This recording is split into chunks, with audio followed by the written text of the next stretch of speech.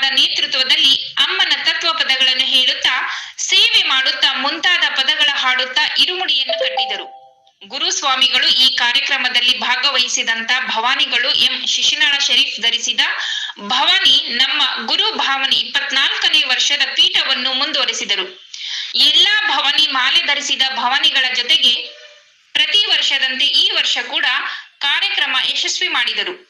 ದೇವಿಯ ಆಚಾರ ವಿಚಾರಗಳನ್ನು ಹೇಳುತ್ತಾ ಗುರು ಭವಾನಿ ಆದಂತ ಲಕ್ಷ್ಮೀ ಮಾತಾ, ಗುರು ಭವಾನಿ ಹಾಗೂ ಭವಾನಿ ಮಾತಾ ಹಾಗೂ ತಿಮ್ಮಯ್ಯ ಸ್ವಾಮಿ, ಭವಾನಿ ಶೇಖರ್, ಭವಾನಿ ಪವನ್, ಭವಾನಿ ಇನ್ನು ಮುಂತಾದ ಎಲ್ಲಾ ಭವಾನಿಗಳನ್ನು